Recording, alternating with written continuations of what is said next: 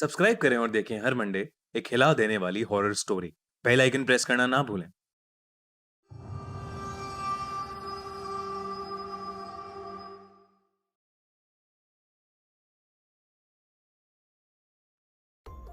God ends here, यानी भगवान यहां खत्म होता है। यही लिखा था एबी के काटा मोनेस्ट्री के उस खौफनाक दरवाजे पर, जिसके सामने दो नन्स खड़ी थीं। उनके पास अंदर जाने के अलावा कोई चारा नहीं था। एक नन ने दूसरी से कहा, आज हमें अपनी लाइफ सैक्रिफाइस करनी ही होगी, वरना इस दुनिया में कोई भी जिंदा नहीं बचेगा। उन दोनों ने उस दरवाजे को खोला और काटा मोनेस्ट्री के अंदर चली गईं। वहां उनका इंतजार एक भयानक दिखने वाली नन कर रही थी, जिसका नाम वैलिक था। वैलिक ने एक नन पर हमला करके उसे वहीं मार डाला। मरते मरते उस नन ने दूसरी नन को एक चाबी दी और कहा कि उसे ही ये करना होगा। दूसरी नन ने वो चाबी ली और किसी चीज की तरफ भागी, लेकिन इससे पहले कि वो कुछ कर पाती, वैलिक उस पर भी हमला करने लगी। लेकिन वो वहां से भाग गई और इससे पहले कि वैलिक उस तक पहुंचती, उसने फांसी लगाकर खुद को मार डाला। जब इन दोनों नन्स के मरने की खबर रोमानिया के एक महान प्रीस्ट के पास पहुंची, तो उसने इन सब बातों की तहकीकात करने की सोची और वो अपने साथ एरिन नाम की एक नन को लेकर एबी आ गए, जहां वो दोनों नन्स मारी गई थीं। सिस्टर एरिन के पास एक खास ताकत थी। उन्हें बहुत से विजन्स आते थे, जिसकी मदद से वो किसी अनहोनी को पहले ही देख लेती थी। वो कभी कभी आत्माओं को भी देख पाती थी और इसीलिए उस प्रीस्ट ने सिस्टर एरिन को अपने साथ आने के लिए चुना था।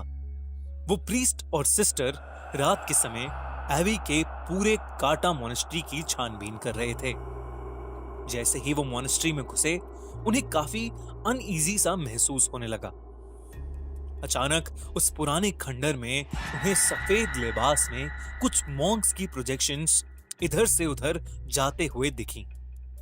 वो थोड़ा आगे गए तो वहां ऑब्जेक्ट्स अपने आप इधर से उधर हो रहे थे। ये देख के उन दोनों को समझ आ गया कि जरूर इस जगह पर शैतानी साया है।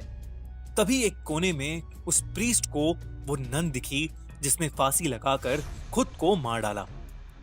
उसकी गर्दन टूटी हुई थी और उसका मुंह आधा सड़ चुका था। अचानक उस नन ने अपनी आंखें खोली और उस प्रीस्ट पर हमला करके उसे एक कॉफिन में कैद कर दिया। दूसरी तरफ सिस्टर एरिन एबी के काटा मोनेस्ट्री में रह रही एक नन से टकरा गई। उससे बात करने पर मालूम हुआ कि बहुत समय पहले वहां पर एक एग्जॉर्सिज्म किया गया था, जिसके दौरान हमारी दुनिया में एक पोर्टल खुल गया था। उसी पोर्टल की मदद से कुछ शैतानी आत्माएं हमारी दुनिया में आने लगी थीं। वैलिक नाम की एक शैतानी आत्मा भी उसी पोर्टल के जरिए इस दुनिया में आई थी।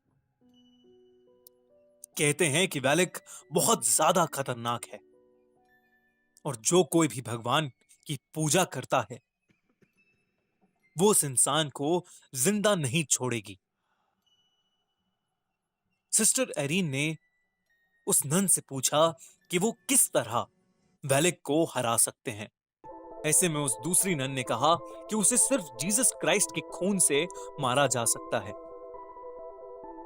उनका खून एक एंटीक रेलिक में बंद है और उस रेलिक को सिर्फ एक चाबी से खोला जा सकता है।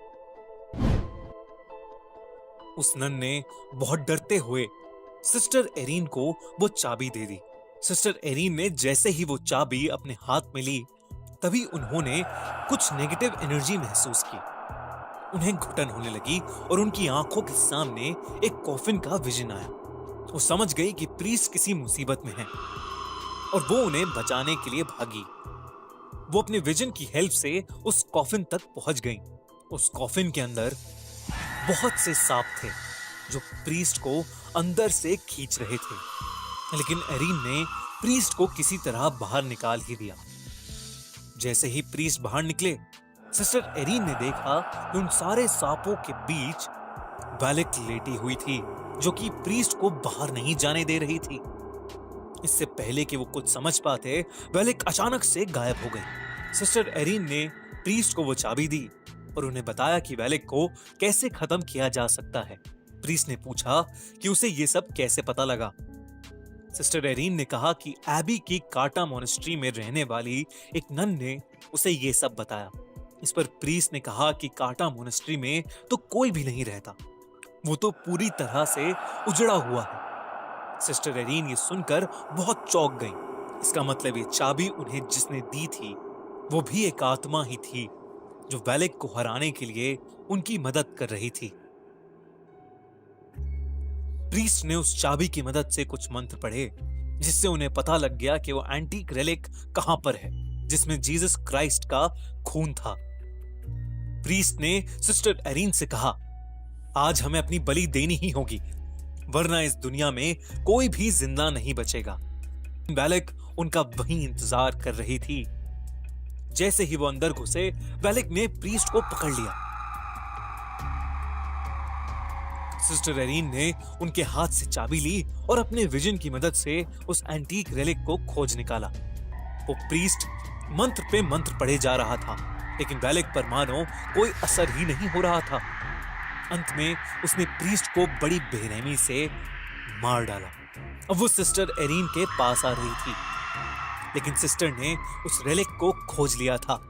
वैलेक ने सिस्टर को उनकी गर्दन से उठा लिया, लेकिन सिस्टर ने जल्दी से जीसस का खून वैलेक के ऊपर फेंक दिया। देखते ही देखते वैलेक बुरी तरह से जलने लगी। वो जोर जोर से चिल्लाने लगी और वहां से गायब हो गई। सिस्टर एरीन जमीन पर गिर पड़ी, लेकिन वो वैलेक को मारने में कामयाब रही। अगर आपको ये कहानी अच्छी लगी तो हमारा चैनल खूनी मंडे अभी सब्सक्राइब करिए और देखिए हिला देने वाली हॉरर स्टोरीज।